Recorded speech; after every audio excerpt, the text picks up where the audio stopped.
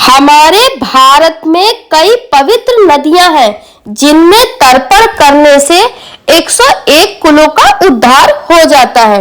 माँ गंगा आदि पवित्र नदियों में स्नान दान के साथ पितरों की तृप्ति के लिए तर्पण श्राद्ध का महत्व है। वायु पुराण, शंख स्मृति, देवी पुराण, पद्म पुराण आदि अनेक प्रमाणित ग्रंथों में वर्णित है।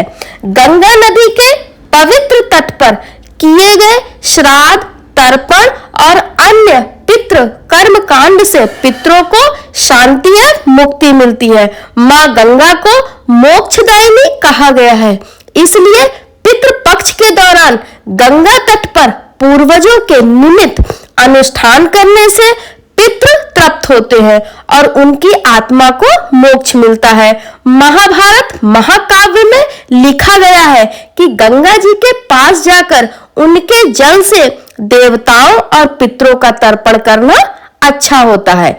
101 कुलों का कैसे होता है उद्धार, तो आपको बताते चले कि पिता के गोत्र के 24, माता के गोत्र के 20, पत्नी के गोत्र के 16, बहन के गोत्र के 12, पुत्री के गोत्र के 11, बुआ के गोत्र में 10 तथा मौसी के गोत्र में 8 कुल। इस प्रकार 101 कुलों का तीर्थ श्राद्ध से उद्धार होता है।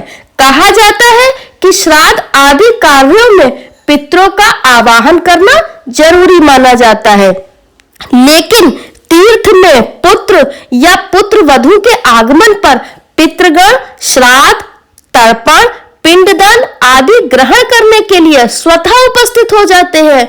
इसलिए आप ध्यान रखें, जब भी आप किसी नदी तट पर जाएं, किसी भी इस नदी में आप स्नान करें तो पूर्वजों का तर्पण जरूर करें।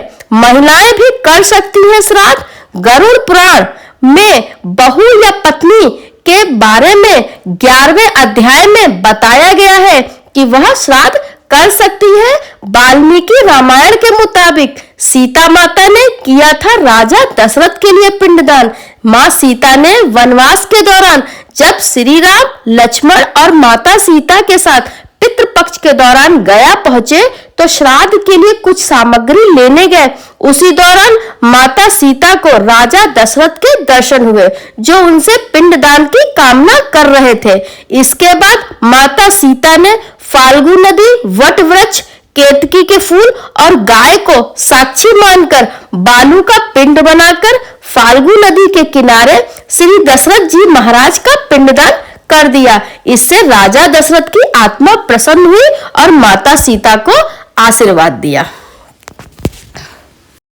आप सभी को राधे राधे। मिलते हैं अगली वीडियो में।